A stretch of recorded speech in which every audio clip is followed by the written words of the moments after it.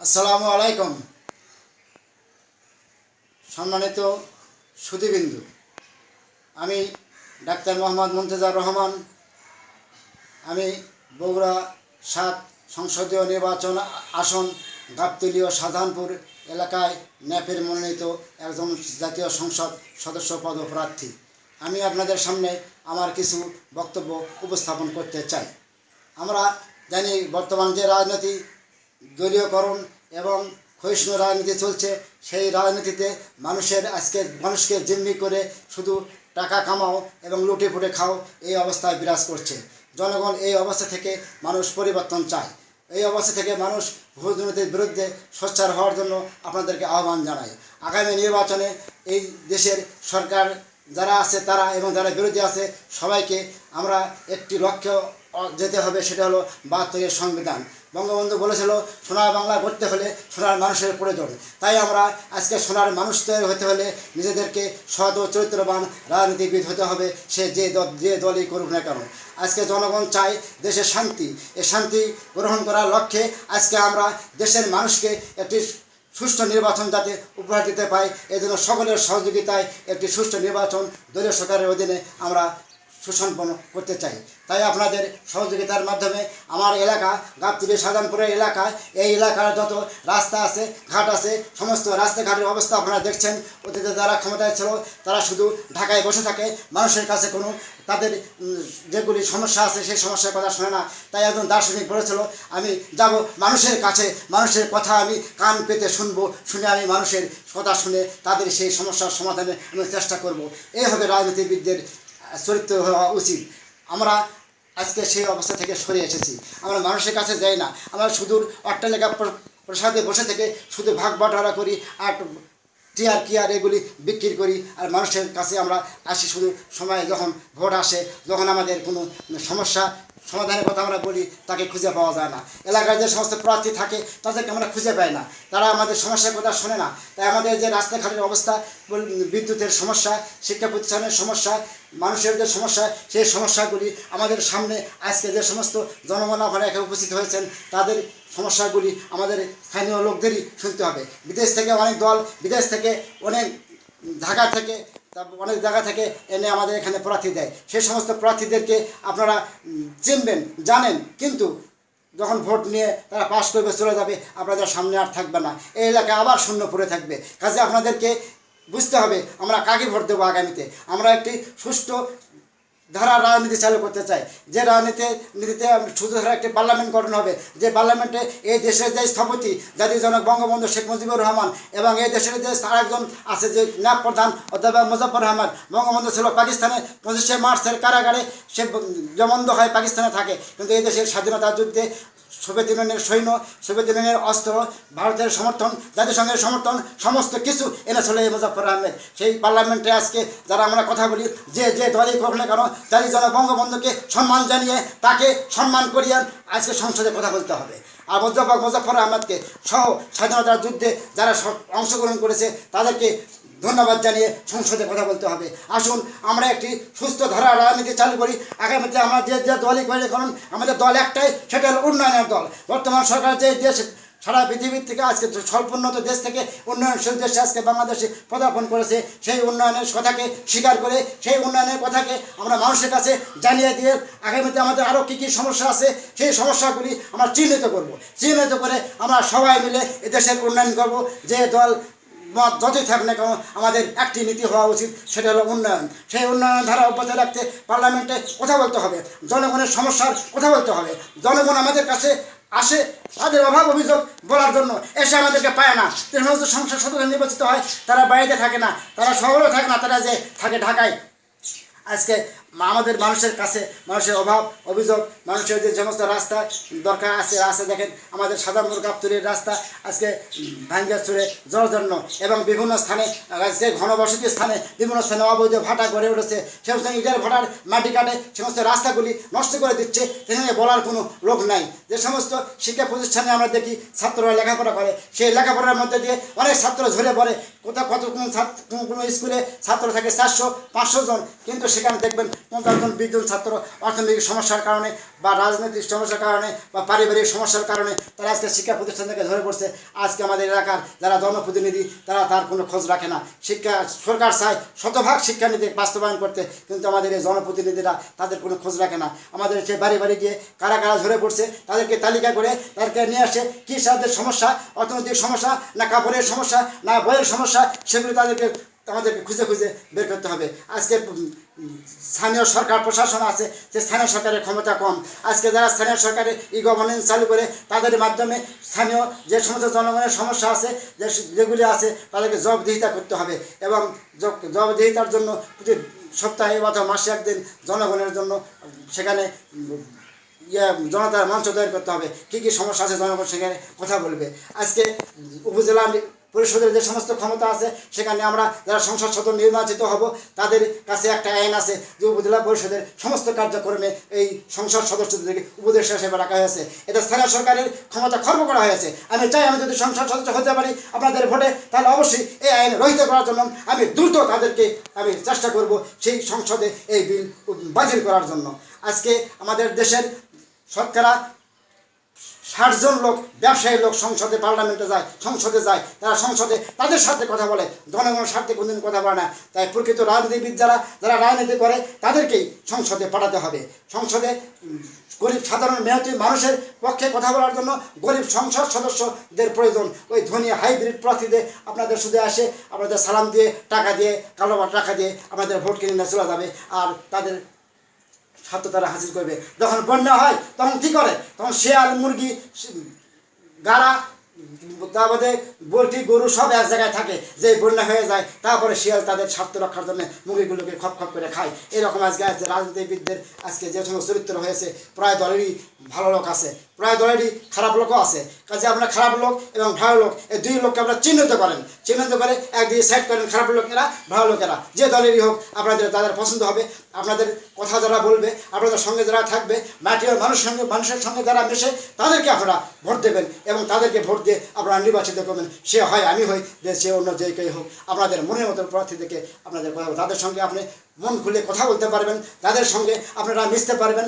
যাদের বাড়িতে ঢুকতে কোনো অনুমতি লাগে না, যাদের টিকিট লাগে না, টিকিট দিয়ে আজকে এমপিদের সঙ্গে দেখা করতে হয়, স্লিপ দিয়ে দেখা করতে হয়, সেই অবস্থা থেকে আমরা মুক্তি চাই। আমরা গরিব সাধারণ মানুষ আজকে স্বল্পোন্নত দেশ থেকে উন্নয়নশীল দেশে যাচ্ছি, সেই দেশে এখনও কেন ভিক্ষা আছে? কেন ভিক্ষাবৃত্তি করে? আজকে আমি দেখি জেলা প্রশাসক অমুক জায়গায় যে অমুক উপজেলা ভিক্ষা মুক্ত উপজেলা ঘোষণা করে, কিন্তু সেই উপজেলা ঘোষণা করার পরে 1 সপ্তাহ 2 মাস পরে যায় দেখবেন আবার সেই সমস্ত ফকিরেরা আবার ভিক্ষা করতেছে। কেন তারা আবার ভিক্ষা করে? এই জিনিসটা আমাদেরকে মূল্যায়ন করতে হবে, দেখতে হবে, চিহ্নিত করতে হবে কী কারণে তারা আবার ভিক্ষার পথে আসলো। আপনি ঘোষণা দিলেন ভিক্ষামুক্ত উপজেলা, ভিক্ষামুক্ত ইউনিয়ন, ভিক্ষুকমুক্ত ইউনিয়ন, কিন্তু পরে দেখা যায় সেগুলি আবার তারা সেই ভিক্ষাবৃত্তিতে চলে যায়। কয়েকটা মুরগি কয়েকশো টাকা দিয়ে তারা কয়েকদিন খেয়ে তারা আবার সারা ভিক্ষাবৃত্তিতে চলে যায়। আজকে ইউনিয়ন পরিষদে আপনারা দেখছেন বিভিন্ন ইউনিয়নে দেখবেন একটা করে যানবাহন দিয়েছে, তার নাম হলো সেবা বাহন, দাম 2,20,000 টাকা। এটাই একটা এনজিওর মাধ্যমে 2,20,000 টাকা আমাদের জনতার টাকা তারা নিয়ে গেল। দেখবেন কয়েক মাস পরে সেই সেবা যানবাহন আজকে ধস, সে চলে না, ঠেলা দিলেও যায় না, থাকতে রুগী বহন করে হাসপাতালে নিয়ে যাবি, হাসপাতালে নিয়ে যাওয়ার আগে রাস্তার মধ্যে রুগী মারা যাবি, সে অবস্থায় চলে গেল।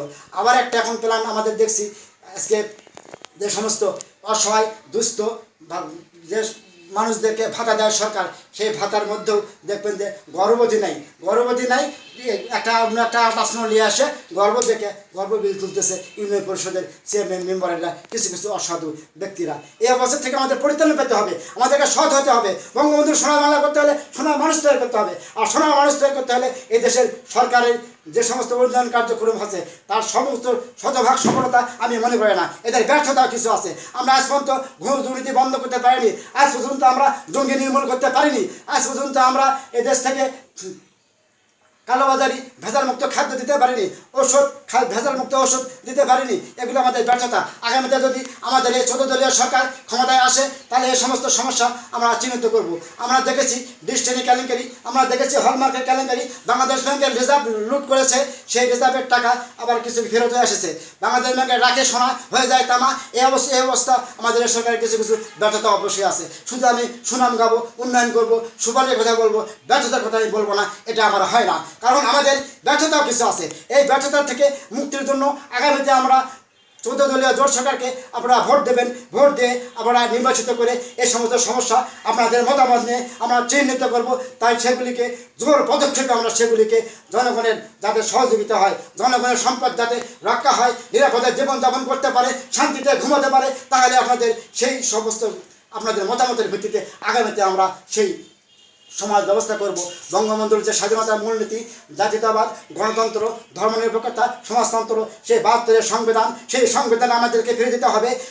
যে দলই করুক, ওই সব দলের একটাই সংবিধান হবে, সেটা বঙ্গবন্ধুর সংবিধান, 72-এর সংবিধান। সেই সংবিধানে আমাদেরকে ফিরে আসতে হবে এবং সেই সংবিধান অনুসারে কথা বলতে হবে। পার্লামেন্টে যারা স্বাধীনতার যুদ্ধের আগে এবং পরে যারা স্বাধীনতার যুদ্ধের জন্য জীবন দিয়েছে, উৎসর্গ করেছে, জীবন উৎসর্গ করেছে, যে সমস্ত মা বোনেরা মুক্তিযোদ্ধারা ইজ্জত দিয়েছে, তাদেরকে সম্মান জানাতে হবে। আর তার পরবর্তীতে অনেক পট পরিবর্তন, অনেক খুন খারাপি, অনেক কিছু হয়েছে, সেগুলি আমাদেরকে এখন অতীত কথা ভুলে গিয়ে আজকে আমাদেরকে স্মরণ দিতে হবে। অতীতে যা যা যা হয়েছে সকল দলেরই কিছু কিছু ভুল আছে, সেই ভুলের জন্য সকল দলের নেতাকর্মীদেরকে জনতার কাছে ক্ষমা চাইতে হবে। ক্ষমা চাওয়ার পরে হাত জোর করে ক্ষমা নিতে হবে। অতীতে আমরা যে সমস্ত ভুল করেছি সেই সমস্ত ভুল আমরা আর করবো না। আমরা আগামীতে এই দেশে একটি শান্তির রাজনীতি, শান্তির দল আমরা প্রতিষ্ঠিত করতে চাই। জনগণ যাতে শান্তিতে বসবাস করতে পারে, উন্নয়ন হতে পারে, সমস্ত উন্নয়নের চাবিকাঠি হবে আমাদের ঐক্যবদ্ধ মতামত। সেই মতামতের ভিত্তিতে পার্লামেন্টে যারা যাবে, যে দলেরই লোক হোক, বঙ্গবন্ধুকে সম্মান জানিয়ে পার্লামেন্টে কথা বলতে হবে। পার্লামেন্টে কথা বলার পরে তারা যে ধর্মের লোক, সেই ধর্মের লোককে তারা কোনো ধর্মহীনতা নয়, এখানে ধর্ম নিরপেক্ষতা মানে যার যে ধর্ম সেই ধর্ম পালন করবে। আজকে সংগ্রামী জনতা, আপনারা জানেন এই দেশে একটি দুর্বল দেশ ছিল, ভিক্ষার ঝুলি নিয়ে এই দেশ দাঁড়িয়েছিল স্বাধীনতার পরে। আমেরিকার সাংবাদিক কিসিঞ্জার বলেছিল। কিন্তু আজকে আমরা এই দেশের অনেক উন্নয়ন, আজকে যারা উন্নয়ন হয়েছে সেই উন্নয়নকে স্বীকার করে না। উন্নয়ন চোখ থেকে যারা চোখে দেখে না, কান থেকে যারা কানে শোনে না, তাদের কথা আপনারা শুনবেন না, কারণ তারা আজকে অন্ধ, তারা আজকে বোবা।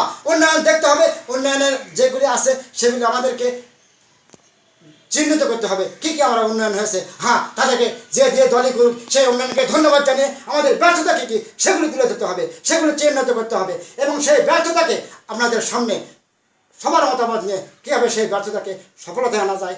জনগণের অর্থনৈতিক মুক্তি, জনগণের চাকরি ব্যবস্থা। আর 4 কোটি বেকার, প্রতি বছর লক্ষ লক্ষ শিক্ষিত বেকার বের হচ্ছে। আজকে 4 কোটি বেকার বাংলাদেশে, এই 4 কোটি বেকারকে কীভাবে তাদেরকে কর্মসংস্থান করতে হবে। আমাদের মাননীয় প্রধানমন্ত্রী ইতিপূর্বে বলেছিল ঘরে ঘরে আমরা চাকরি দেবো, কিন্তু সেই চাকরি আমরা ঘরে ঘরে দিতে পারিনি।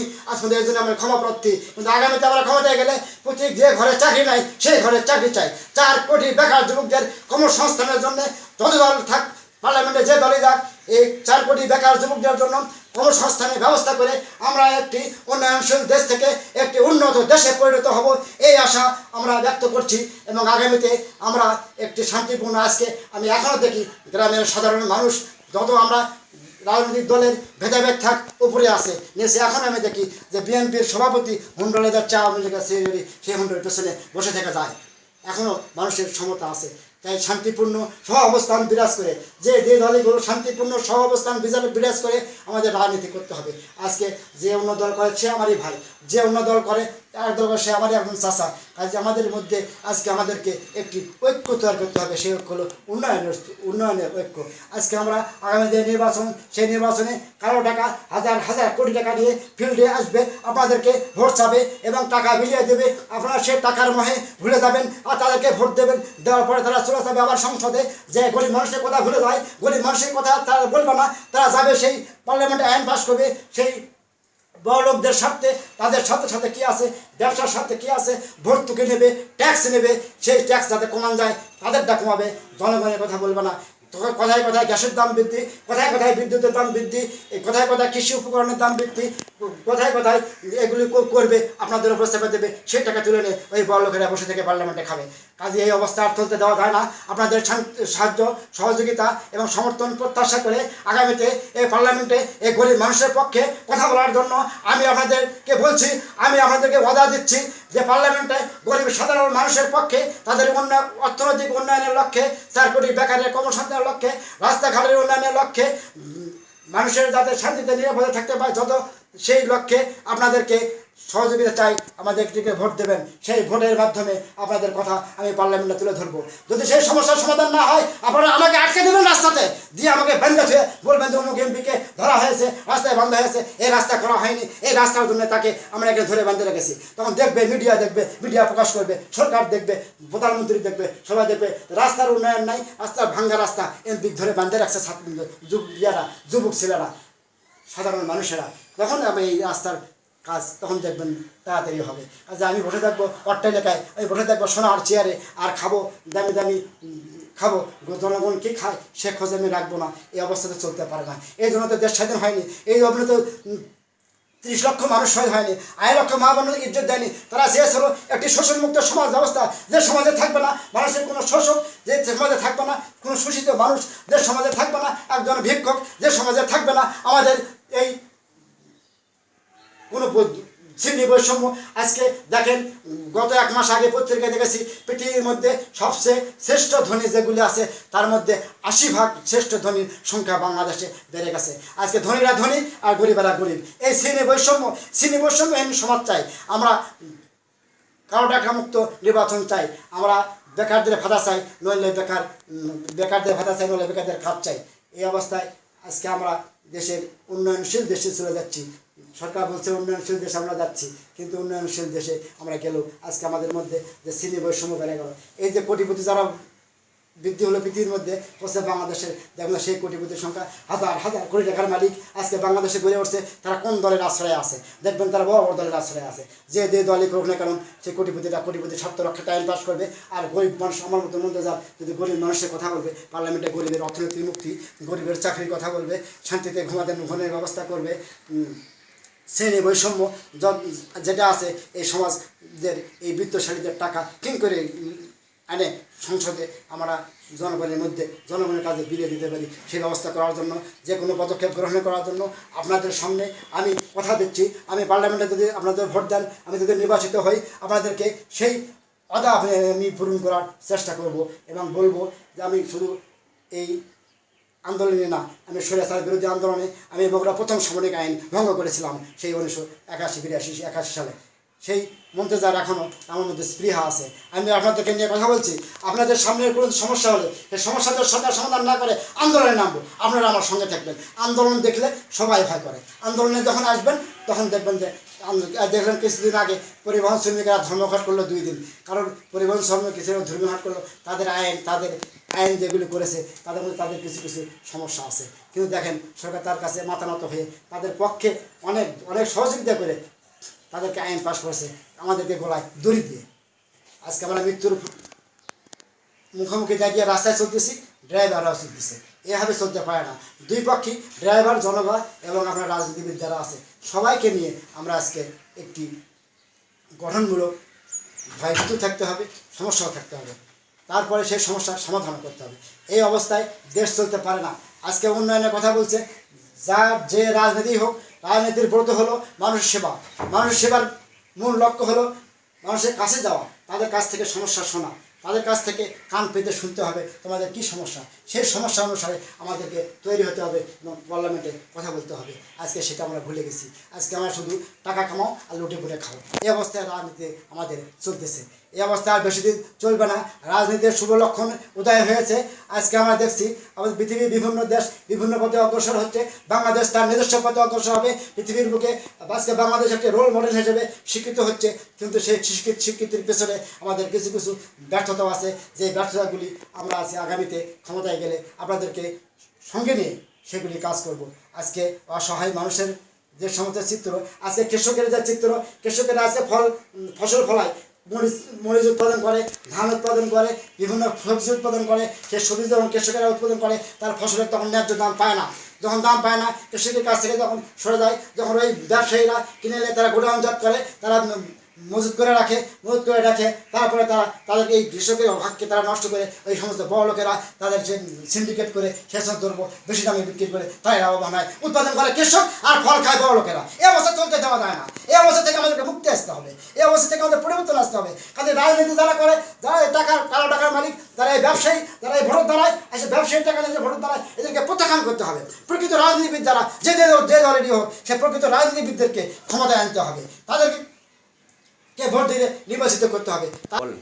সম্মানিত সুধীবিন্দু, আপনাদের কাছে জোর করে ক্ষমা চাচ্ছি। আমি যদি অতীতে কোনো ভুল করে থাকি সেগুলো ক্ষমা করবেন, এবং আগামীতে আপনাদের কথা পার্লামেন্টে বলার জন্য যদি আপনারা উপযুক্ত মনে করেন, তাহলে অবশ্যই আমাকে একটি করে ভোট দেবেন। মুর্তজা রহমানের কুড়িয়া ঘর মার্কায় একটি করে ভোট দিয়ে সংসদে আমাকে স্থান করে দেবেন আপনাদের কথা বলার জন্য। যদি ভালো মনে করেন তাহলে আমাকে সমর্থন দেবেন। জয় বাংলা, জয় হোক মেহনতি মানুষের। ধন্যবাদ সকলকে। আসসালামু আলাইকুম।